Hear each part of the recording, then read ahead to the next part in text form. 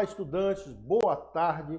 Sou o professor Sérgio Bezerra de Geografia, lá da ETE, advogado José David Gil Rodrigues, em Jaboatão dos Guararapes. Estamos aqui nessa terça-feira de carnaval, que não tem nada para comemorar, né? O carnaval do Covid. Então aí você fica em casa, se oriente, tá? Vai estudando, aproveita esse tempo aí e vai se preservando, tá? Para você não entrar nas estatísticas aí dessas contaminações horríveis. Então, vamos lá, carnaval vai ter os anos todos aí. Bom, então nós vamos continuar as aulas, tá, do primeiro ano que a gente começou ontem. Tá, vai lá para a tela para a gente ver o nosso tema, é a origem e a evolução da geografia.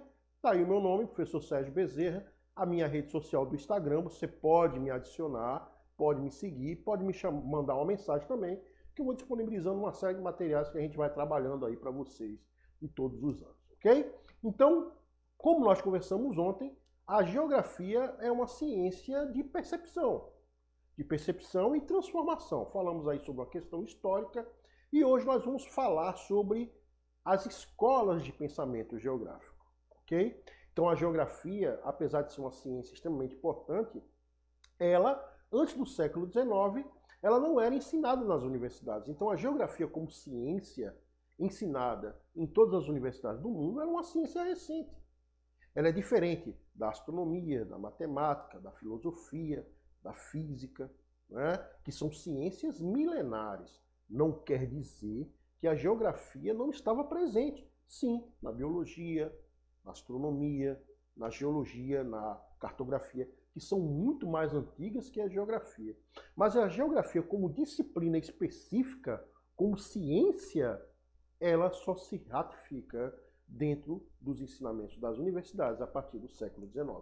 E a gente vai falar sobre essas questões da origem e da evolução da geografia, tá? Como é que ela foi fundamentada como ciência ao longo do tempo histórico. Então ontem eu já falei um pouquinho sobre a antiguidade de Eratóstenes. Então para quem não assistiu, busca aí no EducaPE, tá? Vai lá no YouTube, segue o canal, principalmente vocês aí que estão alunos do primeiro ano, que estão chegando agora, e a gente precisa mudar as concepções e como ver a geografia, que isso é fundamental. Então vamos lá para a tela. Olha lá, então nós vamos estudar hoje as correntes do pensamento geográfico ou as escolas geográficas. Então nós iremos começar como a geografia tradicional, ok? A geografia moderna, quando ela começa a se fundamentar, tá? Então nós vamos estudar a partir daí essas concepções. E um personagem fundamental para a efetivação da geografia foi o Alexander von Humboldt, o alemão aí do século XVIII, tá? Então o geógrafo, naturalista e explorador, tá? Ele era riquíssimo e a família dele eram barões de Humboldt, tá? Então uma pessoa que ele tinha muito poder aquisitivo, a família tradicional alemã, e ele voltou se aproveitando da sua riqueza para explorar o mundo, né? Então o Alexander von Humboldt, ele fez diversos ensaios da geologia e principalmente da biologia, né? Então, conforme está dizendo aí no textinho, ó, geógrafo, naturalista e explorador, seus estudos e métodos de análise sobre as relações de seres vivos e sua diversidade condicionado ao meio natural, influenciaram Charles Darwin e o surgimento da geografia física. Então, Alexander von Humboldt, ele se debruçou sobre o estudo das relações dos seres vivos dentro do ambiente geográfico, né? E esse estudo aí de Alexander von Humboldt, ele foi fundamental para Charles Darwin depois escrever a origem das espécies, né? A sua maravilhosa obra, porque Alexander von Humboldt, ele era um naturalista, então ele fazia as relações dos seres com o ambiente, né? E ele fazia desenhos magníficos, e por essas obras e esses relatos foram fundamentais para que Charles Darwin depois pegasse esses ensinamentos e essas obras de Alexander von Humboldt e saísse pelo mundo com seu navio Beagle, criando a sua origem das espécies. Então, Alexander von Humboldt, ele foi fundamental nos seus estudos da geologia e das relações ambientais dos seres vivos para a fundamentação da geografia física, que é um dos segmentos da geografia. ok? Um outro personagem fundamental para a ratificação da geografia, da mesma época e do mesmo momento histórico de Alexandre von Humboldt, foi Karl Ritter, também alemão. Tá? Mas Karl Ritter ele foi responsável para esquematizar, junto com Humboldt, a geografia. O que era esquematizar? Separar as áreas de estudos. Nós temos que entender que nesse momento histórico, nós estamos vivendo a primeira para a segunda revolução industrial. Então o mundo está em ebulição de transformação. O homem ele já vê o meio natural como uma forma de exploração e um ganho na exploração dos recursos para alimentar a indústria nascente. Só que Karl Ritter, diferente de Alexander von Humboldt, ele se debruça sobre as transformações da sociedade, como as relações das sociedades se transformaram mediante essas transformações da industrialização e das cidades. Então, Karl Ritter e Alexander von Humboldt foram fundamentais para a geografia tradicional ou geografia moderna. Então nós estamos vivendo aí dois períodos importantes da evolução da ciência, né, histórica, que é a fase pós-iluminismo, né, na época do iluminismo, e também as revoluções industriais. E essas transformações causaram um rebuliço nas relações humanas, do homem com o meio natural e do homem dentro da sociedade. A Revolução Industrial, ela mudou a forma de explorar a natureza e ela também mudou as relações humanas no ambiente urbano, porque começaram a surgir grandes cidades em torno das indústrias e também as relações de trabalho e capital. Então, tanto Karl Ritter como Alexander von Humboldt foram fundamentais para separar a geografia nas suas áreas de estudo. Então, como nós vimos aí, Alexander von Humboldt voltou para a base da geografia física, enquanto Karl Ritter da geografia humana. E isso é importantíssimo para nós entendermos a geografia futura. Olha, esse ano caiu uma questão do SSA sobre isso, tá? E meus alunos tiveram sucesso, porque a gente trabalha esses temas da fundamentação da geografia. Beleza? E aí vai ocorrer uma transformação radical, tá? Que é realmente o que vai originar a geografia como ciência, que são as duas escolas geográficas que vão surgir fortes. A escola do determinismo e a escola do possibilismo, que são contraditórias, principalmente no desejo delas, mas foram fundamentais, porque essas escolas, elas pegaram os pensamentos lá da antiguidade, da evolução do ser humano, desde a Grécia Antiga, e também os pensamentos de Karl Ritter e de Humboldt, para formular uma nova geografia. Há duas escolas importantes. Nesse cenário de época, nós estávamos vivendo aí praticamente a segunda revolução industrial, e nós tínhamos duas potências brigando pela hegemonia. A Inglaterra já estava lá, mas tinha a Alemanha e a França. E a Alemanha e a França disputavam entre si a sua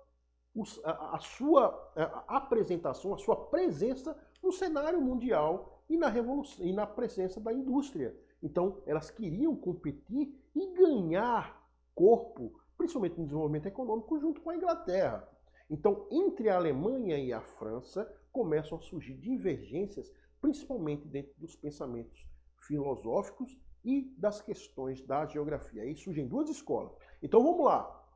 O determinismo geográfico, proposto por Friedrich Ratzel, tá? Ele defendia o quê? Ele defendia que o homem é condicionado pelo meio qual vive, sofrendo e sendo fruto de suas influências. Ou seja, o meio natural determina o homem. Ou seja, determinismo. O meio natural determina as condições do homem, sejam elas físicas, sejam elas econômicas. Ok? Então, o que quer dizer o determinismo geográfico proposto pela escola alemã de Friedrich Ratzel? Ele dizia que o homem é subjugado pelo meio.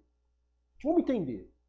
Se o meio natural ele oferece condições de desenvolvimento, riquezas minerais, clima satisfatório, solo fértil para a produção de alimento, reservas de água. A civilização, os povos nessas regiões irão se desenvolver culturalmente, economicamente, socialmente, muito mais ativamente do que os seres vivos, a humanidade, os homens que viverem numa região com menor potencial econômico, onde existe uma deficiência hídrica, onde o clima é muito severo, seja quente, seja frio, onde a oferta de água não seja uma coisa satisfatória, onde o solo e a variedade vegetal e a produção de alimentos não seja favorável. Então, a civilização nessas áreas, elas vão crescer e se desenvolver menos do que aquelas mais favoráveis. O que Friedrich Ratzel defendia? Ele defendia um momento histórico na qual nós tínhamos o imperialismo alemão. Vivemos aí a segunda revolução industrial. Então você tinha que justificar a questão de dominação do espaço sobre áreas menos favoráveis e desenvolvidas para que aquelas áreas fossem anexadas a você, para que você pudesse explorar essas áreas, esses espaços, para fornecer o desenvolvimento dos recursos para a industrialização. Então, o determinismo geográfico proposto por Ratzel era justamente para valorizar aquele movimento expansionista ocorrido no imperialismo europeu na África, ok? Sobre a superioridade. Então ele dizia que seres são superiores a outros e esses seres inferiores podem ser subjugados, porque é o domínio do espaço natural.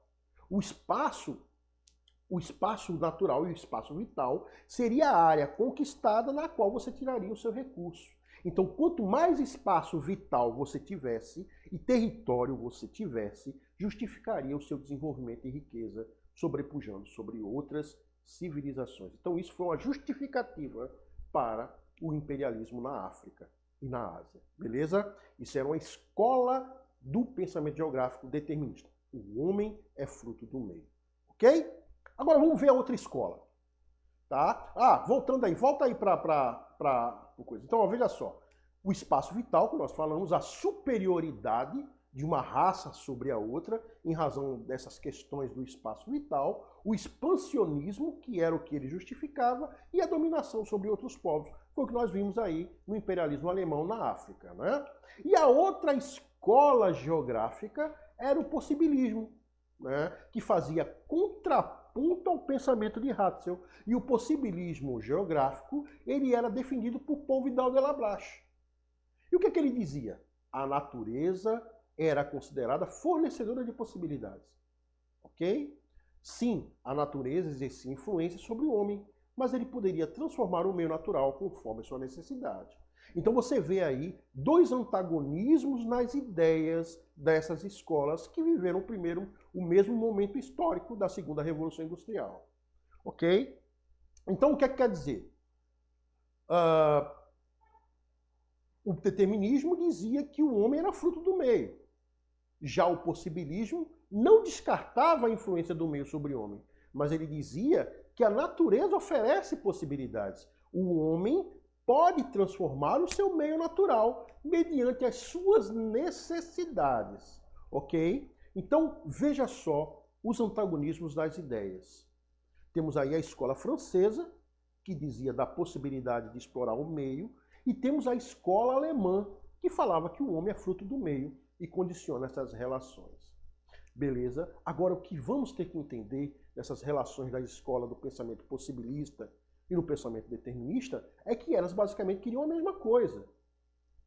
Elas eram antagônicas porque eram países que se conflitavam entre si e eles buscavam o desenvolvimento econômico.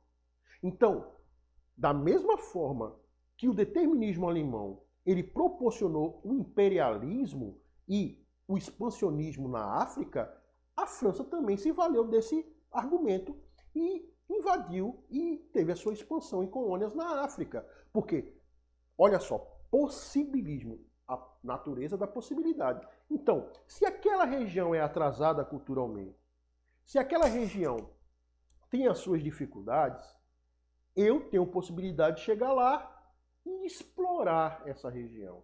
de levar a essa região o desenvolvimento. Então nós vemos aí as mesmas intenções com defesas de ideias diferentes.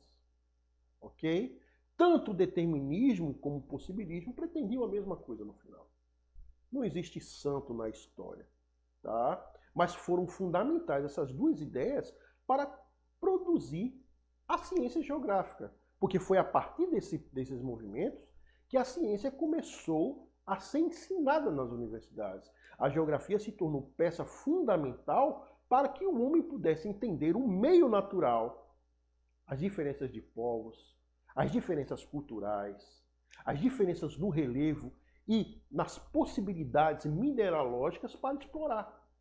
Tá? Então, essas duas ciências antagônicas, elas foram fundamentais para ratificar a geografia como ciência. Beleza? Então, vamos lá.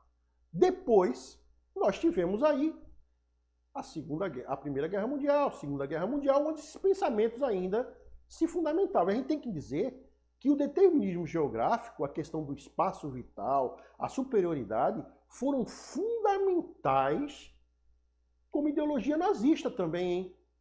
Então, alguns pensamentos de Ratzel, eles fomentaram as ideias do expansionismo alemão na Segunda Guerra Mundial. Mas após a Segunda Guerra Mundial, nós tivemos uma outra geografia, que é a geografia pragmática, ou a geografia quantitativa. Houve uma substituição, a geografia já era uma ciência consolidada, mas começaram a surgir novas escolas de pensamento. E aí surgiu a geografia pragmática ou quantitativa, que vem após a década de 50. E ela buscava aí o foco matemático, a exatidão, as teorias, as teses e as estatísticas para explicar as relações de desenvolvimento, pobreza no mundo. Só que tinha um problema aí a geografia pragmática. Ela não considerava as especularidades dos fenômenos sociais, nem os contrastes econômicos das nações, né? E essas questões que vão trazer algumas particularidades que não podem ser colocadas em dados estatísticos. Então, a geografia pragmática, quantitativa, ela apresentava sugestões e estudos padronizados. O que quer dizer isso? Nós temos, após a Segunda Guerra Mundial, a divisão do mundo em duas ideologias políticas econômicas, o capitalismo e o socialismo, né? Vivemos aí a Guerra Fria, o mundo bipolar. Então, tanto os Estados Unidos como a União Soviética procuravam influenciar o mundo com suas ideologias. A geografia pragmática, ela vem do estudo dos Estados Unidos, na qual ele queria levar a riqueza e o desenvolvimento econômico para todo mundo, principalmente nos países mais pobres. Como é que nós podemos pegar dados estatísticos da economia americana, numa situação cultural e social totalmente diversa da África, e aplicar essas metodologias lá, sem levar em consideração todas as diferenças, né, socioeconômicas e culturais do continente africano? Não vai dar certo. Então, os planos econômicos, a gente vê isso até hoje no FMI, né? O FMI, quando ele passa um plano econômico para o Brasil, ou o neoliberalismo como situação de resolução total. Mas aqui no Brasil nós temos contrastes diferentes da Europa e da América do Norte. Então, certas políticas, elas não funcionam aqui, porque não são dados padronizados. Aqui nós temos diferenças socioculturais e econômicas totalmente radicais. E aí, para contrapor a geografia pragmática, nós temos a geografia crítica. A geografia crítica ou marxista é comunista? É. Porque foi o quê? Uma contraposição aos desejos da geografia quantitativa, que era uma geografia capitalista. Tá? Então a geografia crítica, ela vem com uma força de contradição que surgiu a partir de 1970, que influenciou muito a geografia após a década de 80. Então o que é que a geografia crítica ou marxista faz? Ela rompe a neutralidade da geografia. Ou seja, a geografia agora tem lado. Ela não pode ser neutra, ela não pode se colocar acima do bem e do mal e oferecer situações. Ela tem que mostrar para que ela quer, qual o interesse. Então, ela rompe essa neutralidade. A geografia agora, ela está voltada a uma análise crítica da conjuntura social, das diferenças ideológicas, políticas e econômicas do mundo. Então a geografia ela se tornou ferramenta de análise crítica, né? A partir daí que ela vai se transformar. Então eu tenho que usar a geografia como uma análise apurada das relações, daquilo que me impõe e daquilo que me serve. Então o que ela faz? Ela estabelece a leitura crítica dos problemas e interesses nas relações de poder. Então, como é que eu posso analisar uma imposição que ela é contraditória para os interesses da minha nação ou do meu povo? Não é? Então, a geografia crítica, ela realmente tem essa questão socialista, por isso que ela fala de marxista, mas ela tem uma condição de ver, de analisar o viés social.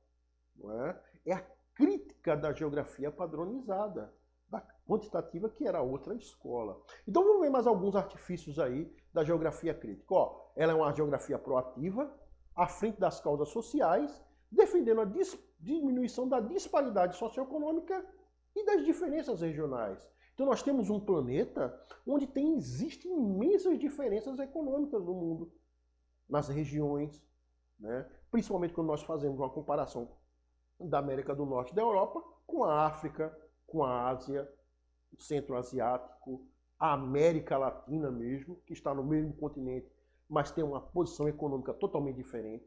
Então ela propõe a mudança no ensino da geografia nas escolas, defendendo o estudo da inteligência e do espírito crítico, tá? E a aproximação dos movimentos sociais em busca da ampliação dos direitos e garantias. Então veja só, a geografia crítica, ela vem trazer um novo olhar sobre a geografia contemporânea.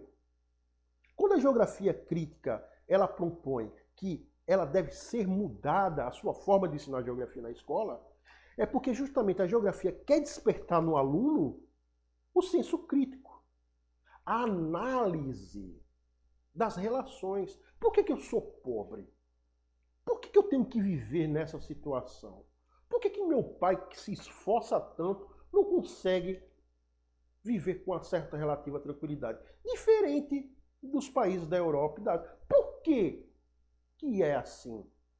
Porque a geografia crítica, ela tem o dever de fazer que você buscar respostas quanto a isso. Ela vai lhe mostrar a porta, vai lhe mostrar as situações. E você, com essas ferramentas, vai fazer esse questionamento e justamente fazer a sua transformação. Eu costumo dizer que a geografia é uma ferramenta de pertencimento e transformação.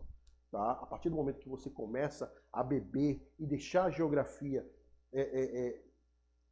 penetrar no seu pensamento e transformar a sua linha de pensar, você vai ver todas essas contradições do mundo e vai poder lutar contra elas, tá bom? Então, essa é a relação da geografia que nós vamos ver no primeiro ano, tá? Para começar essa aula introdutória, e depois nós vamos ver as diversificações dos temas da geografia. Mas saiba que a geografia nunca foi e nunca será uma matéria decoreba para você aprender que o Rio Negro e o Solimões faz no Amazonas, qual é a capital. Isso não serve para porcaria nenhuma. Então a geografia, ela traz essa percepção crítica. Ok, gente? Então é essa relação que a gente vai construir de geografia a partir desse momento, nessa segunda aula em diante aqui do EducaPE. Ok? Então um grande abraço para vocês, um beijo grande no coração, obrigado por ter começado esse ano com vocês e a gente vai continuando aí, não deixe de acompanhar o EducaPE nas plataformas, tá? No YouTube, no Facebook, no Instagram também e no Conecta Aí. Tá, gente? Grande abraço, até mais, valeu!